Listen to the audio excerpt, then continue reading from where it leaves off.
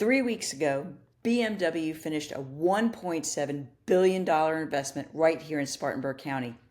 Today, I'm going to walk you through exactly what's happening in our local real estate market, what's actually driving it, where forecasters think it's headed, and most importantly, whether right now is actually a good time to buy, sell, or both. This is a deep dive, so grab a cup of coffee. I'm going to show you the real numbers, not just the headline. I'm Sue Bruns, a realtor here in Greenville, Spartanburg, and the greater upstate since 2012.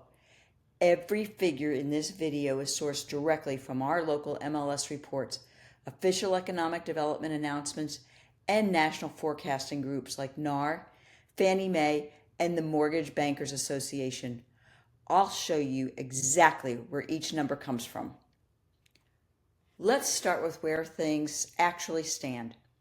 In Greenville, the median sales price over the last 12 months sits at $320,000, up 1.3% year over year. Closed sales are up sharply, 13.9% to 1,944 per month. Days on market sits at 52, up almost 21% from a year ago. And inventory is up 12%, giving buyers more to choose from than last year. Simply put, more homes are selling, buyers have more choices, and homes are taking slightly longer to sell than the frantic pace of a few years ago. These are all signs of a market normalizing, not slowing down. Spartanburg tells a slightly different story. Median price is $291,900, up 0.7% from last year. Closed sales are actually down 13.5% to 557 per month, and days on market has jumped 77% to 62 days, a bigger shift than Greenville. Inventory is up 15.5%. That combination, fewer closings, more time on market, more inventory, tells us Spartanburg buyers currently have more negotiating room than Greenville buyers do. It doesn't mean less demand long term.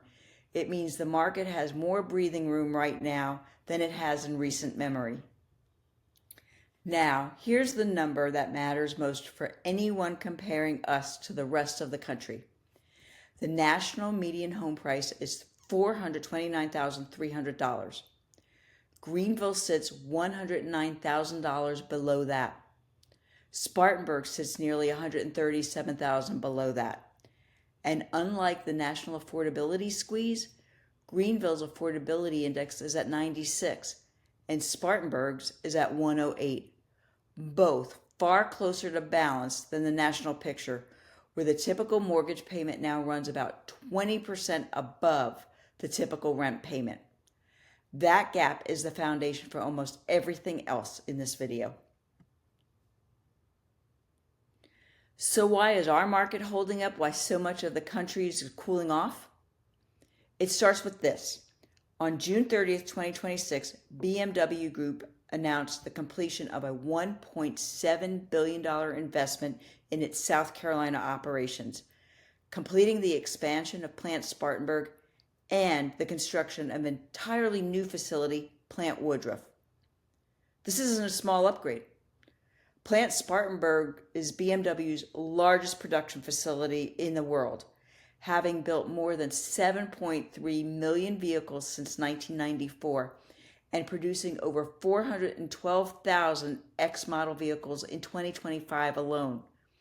This investment sets up fully electric BMW production in South Carolina, starting with the all-electric iX5 later this year, with BMW planning at least 6 fully electric models to be built here by 2030. When a company makes a $1.7 billion multi-decade bet on a single country, this is about as strong a signal of long-term economic confidence that exists, and it directly supports housing demand for employees, suppliers, and service businesses that follow. BMW isn't the only story, though. Isuzu recently chose Greenville County for its brand new U.S. production base, a $280 million investment expected to create more than 700 jobs when operations begin in 2027. Let's zoom out a little further. 2025 was generally a strong year for the whole region. OneSpartanburg Inc.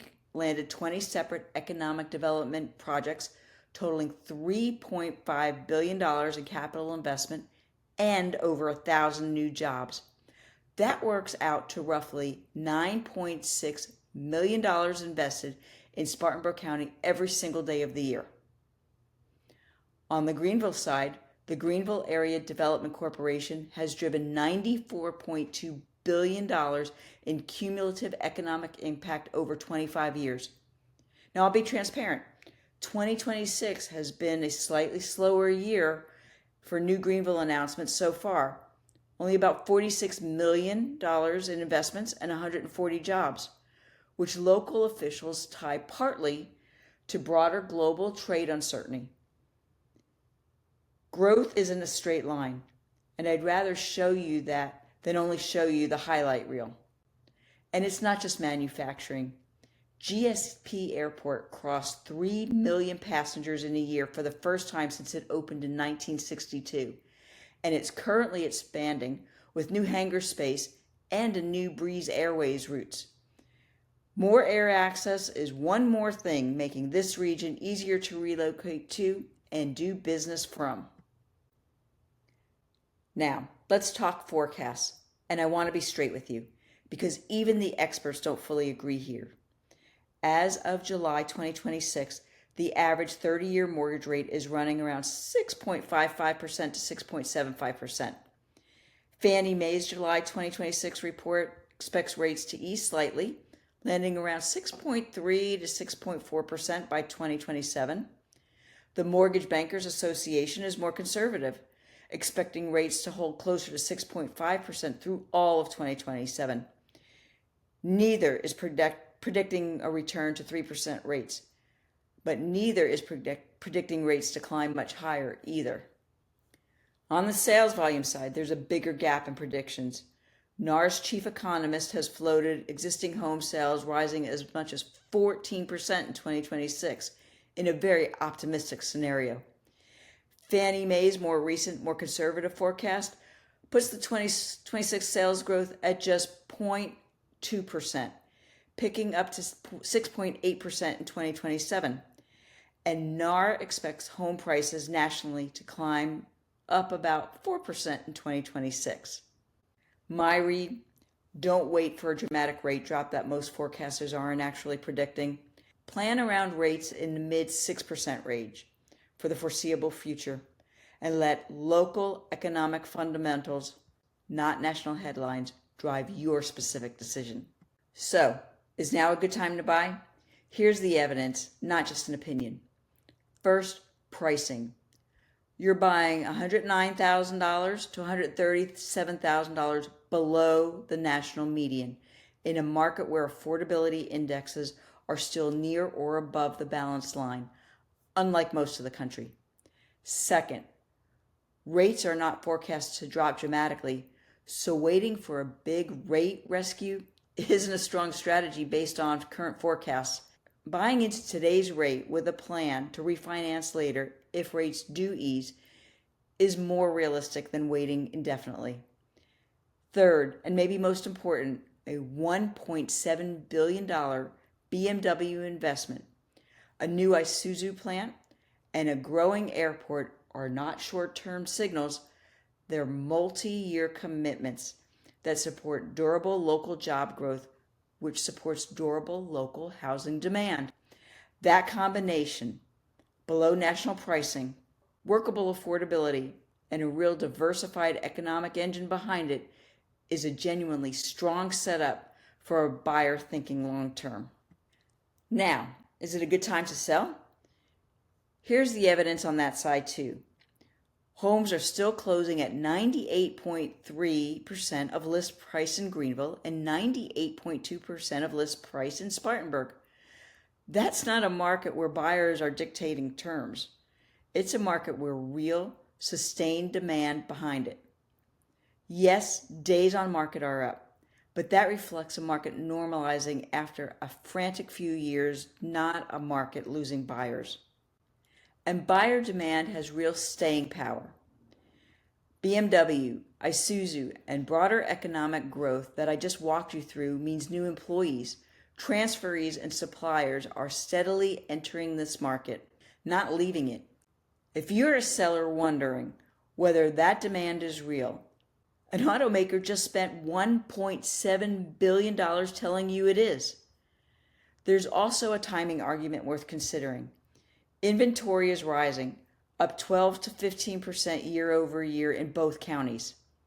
More inventory generally means more competition among sellers over time. Selling in today's still strong 98% of list price environment ahead of inventory potentially rising further is a real strategic consideration, especially when paired with coming soon launch through Zillow listing preview to get in front of buyers before you're competing with all that added inventory. Here's the bottom line. Whether you're buying or selling, the underlying story is the same. This market is being driven by real jobs, real investment, and real population growth, not speculation. It's a healthier foundation than a lot of markets have right now, and it's exactly why I don't think wait and see is the strongest strategy for most people watching this in either direction. If you want to talk through what any of this means for your specific situation, buying, selling, or both, message me, text me, or book an appointment using the link below, and I'll reach out to you personally. We'll look at your numbers, not just the markets. I'm Sue Bruns, your move made simple.